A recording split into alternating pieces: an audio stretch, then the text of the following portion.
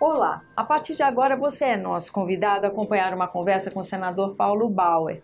E eu vou te dizer o assunto porque nós vamos tratar de bastante coisa de uma vez só. Nós vamos falar sobre a qualidade da carne que se produz no Brasil, isso porque a partir da Operação Carne Fraca da Polícia Federal, esse é um setor que tem sofrido muito e tem gerado muito questionamento por parte do consumidor. Nós vamos falar também da questão de importação de milho, é por aí que nós vamos começar. Sobre a importância de se ter uma chegada boa desse milho em Santa Catarina, pela fronteira com a Argentina. E nós vamos entender melhor por que esse é um assunto importante, porque impacta os produtores, não é isso, senador? E que pode ser, por incrível que pareça, trazer milho de outro país mais viável do que de outras regiões do próprio Brasil, não é isso? É verdade, Tânia. Cumprimentando a todos os telespectadores, eu posso aqui informar, até porque é uma questão de processo produtivo muito importante, idealizado em Santa Catarina e já difundido pelo Brasil, e que assegurou a nós a condição de sermos um grande produtor e um grande exportador de aves, no caso frangos principalmente, e também de carne suína para o mundo inteiro. Santa Catarina é um grande produtor de aves, o segundo maior do Brasil e o primeiro produtor de suínos do Brasil. Por quê? Porque nós temos toda a nossa agricultura baseada na pequena propriedade rural. O nosso agricultor trabalha numa área pequena e por isso mesmo ele consegue produzir muito em termos de carne suína e frangos a partir do processo que nós chamamos de processo integrado. A grande indústria, a grande agroindústria, fornece os filhotes de suínos, os leitões, para que o agricultor possa alimentá-los e quando eles estiverem no tamanho adequado, eles são outra vez devolvidos à indústria que processa a carne e vende no mercado interno e também na exportação.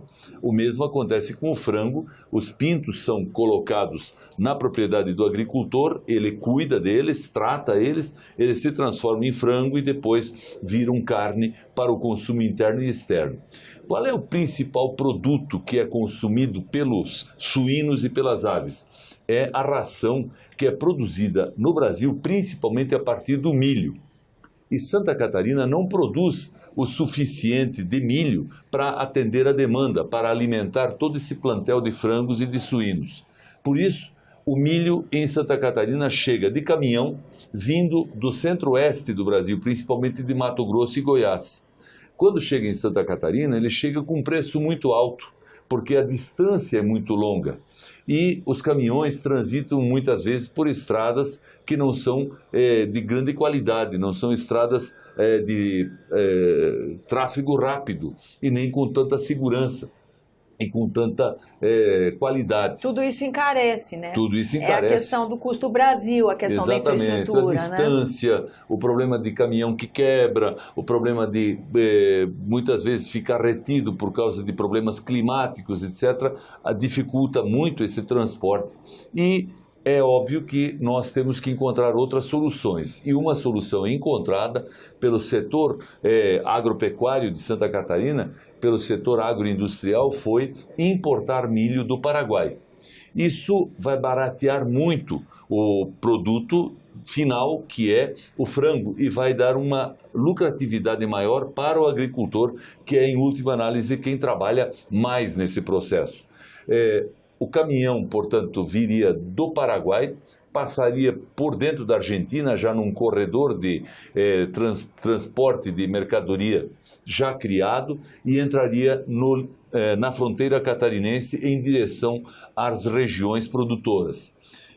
Esse processo todo está praticamente consolidado, viabilizado, e não vai causar prejuízos para o centro-oeste do Brasil, porque o centro-oeste do Brasil não depende para escoamento da produção do consumo de agricultores catarinenses e nem do consumo da região sul do país, tem outros mercados para atender, mas é preciso que a Receita Federal, o Ministério da Fazenda, tomem providências para facilitar o processo de desembaraço das cargas na entrada no Brasil, na fronteira de Santa Catarina.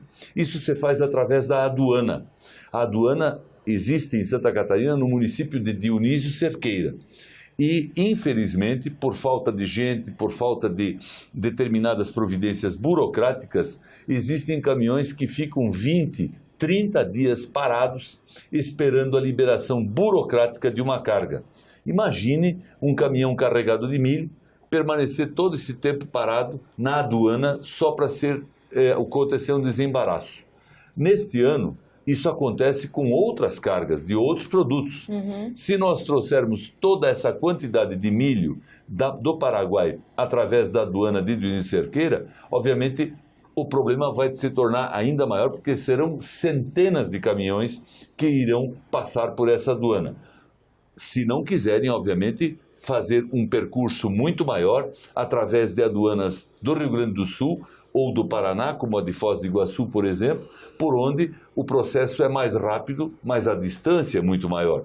Então, nós estamos reivindicando que a Receita Federal dê condições à aduana de Dionísio Cerqueira para que este milho chegue rápido ao produtor rural e à alimentação dos suínos e dos frangos catarinenses, para que nós tenhamos maior rapidez na produção e também melhor resultado financeiro em favor da cadeia produtiva. E qual a expectativa do senhor em relação a isso? O secretário da Receita Federal nos prometeu uma solução e uma atenção para o pleito, que não é meu, é da bancada catarinense como um todo, num prazo de aproximadamente 30 dias.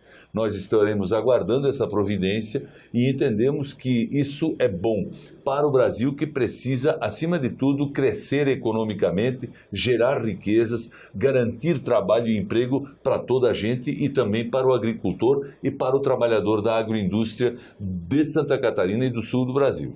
E a gente acompanha um esforço dos produtores brasileiros na questão da qualidade da carne, né? Não só bovina, mas de toda a produção de carne brasileira que visa esse mercado externo, e é um mercado exatamente exigente. Mas desde a Operação Carne Fraca que a gente vê que dificuldades foram criadas para o produtor brasileiro, seja porque em algum momento a produção teve que ser suspensa até regularizar as relações com mercados estrangeiros, mas toda hora a gente vê notícias pontuais de que dão a sensação de que esse é um setor produtivo que ainda não está com a sua rotina normalizada, como é o caso dessa denúncia da salmonela. Como é que o senhor vê isso, senador? O que está acontecendo? Nós temos que dizer, e podemos dizer, que a qualidade da carne brasileira, seja de gado, seja de suíno, seja de frango, é a melhor do mundo. Não há nenhum problema e não há nenhum questionamento. Nós temos um processo produtivo de excelência, nós temos um controle sanitário de excelência, nós temos um processo industrial de excelência. Portanto, nós temos hoje credibilidade no mundo inteiro e exportamos carne de frango, de suíno, de ave para o mundo todo, com credibilidade, com preço adequado, com todas as condições sanitárias atendidas. Ponto. Isso é um fato positivo para o Brasil e para os produtores rurais e para a agroindústria brasileira e para a pecuária brasileira também. Acontece que, num processo desta grandeza, é óbvio que podem acontecer eventuais situações de equívoco, de falha ou até de descuido. Pode acontecer. A Operação Carne Fraca foi um processo que se iniciou a partir de denúncias, a partir de suspeitas, que envolveu o Ministério Público, envolveu a Polícia Federal e ganhou um ar de espetáculo. E quando ganhou um ar de espetáculo, o mundo foi colocado à frente de um problema. Como se toda a carne, se todo o processo produtivo brasileiro fosse merecedor de descrédito. Generalizou-se, Generalizou. né? Fizemos daqui, com um palito de fósforo, uma fogueira que foi muito maior do que uma fogueira junina. E com isso o Brasil perdeu milhões de dólares. Nós não temos notícias em outros países de fatos iguais. Em outros países, certamente, problemas também existem, mas eles são enfrentados, abordados e eliminados. Deveríamos fazer o mesmo aqui. Nós não temos, entretanto, uma legislação, nós não temos uma norma que determine como deve se proceder para eliminar um foco, eliminar um fato isolado que tenhamos Por isso mesmo, todo mundo que trata do assunto ou que conhece o assunto imagina que o problema está presente em todo o país.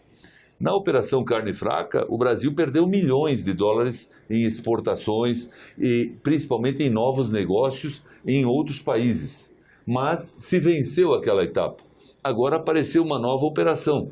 Desta vez a operação Trapaça, né? chamada de Trapaça, acontecida agora no início de março, focou apenas três indústrias de produção de aves no Brasil que estavam com indicativo de existência de salmonela em pintos que são colocados exatamente na propriedade do produtor para crescerem, para serem depois abatidos.